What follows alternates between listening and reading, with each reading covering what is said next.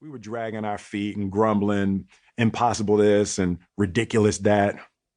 Why we have to build a wall for anyway? This is impossible. It's never going to get done.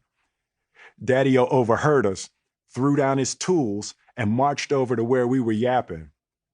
He snatched a brick out of my hand and held it up in front of us. "Stop thinking about the damn wall," he said. "There is no wall. There are only bricks.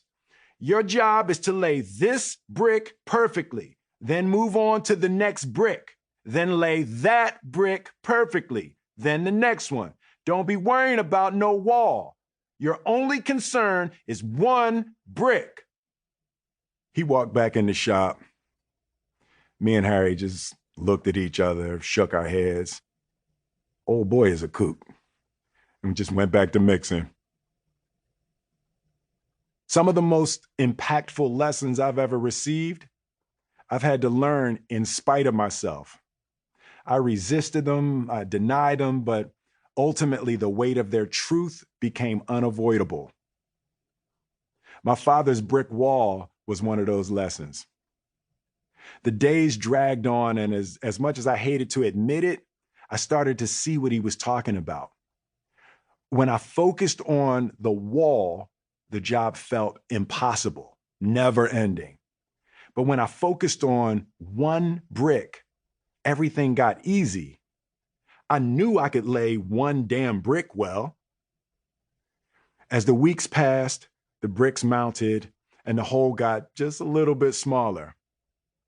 I started to see that the difference between a task that feels impossible and a task that feels doable is merely a matter of perspective. Are you paying attention to the wall, or are you paying attention to the brick? Whether it was acing the tests to get accepted into college, hitting it big as one of the first global hip hop artists, or constructing one of the most successful careers in Hollywood history. In all cases, what appeared to be impossibly large goals could be broken down into individually manageable tasks. Insurmountable walls comprised of a series of conceivably layable bricks. For my entire career, I have been absolutely relentless. I've been committed to a work ethic of uncompromising intensity. And the secret to my success is as boring as it is unsurprising. You show up and you lay another brick.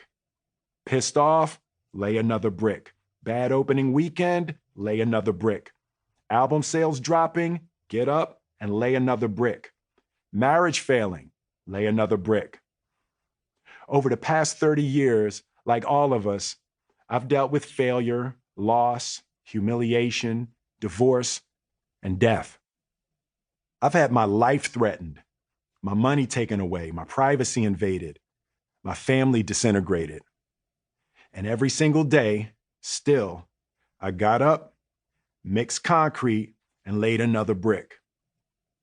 No matter what you're going through, there is always another brick sitting right there in front of you, waiting to be laid. The only question is, are you going to get up and lay it? I've heard people say that a child's personality is influenced by the meaning of their name. Well, my father gave me my name. He gave me his name. And he gave me my greatest advantage in life, my ability to weather adversity. He gave me will. It was a cold, overcast day, nearly a year after my brother and I had begun. By that time, the wall had become such a fixture in my life that thoughts of finishing it felt like delusions. Like if we ever did finish, there would tragically be another hole right behind it that immediately needed to be filled.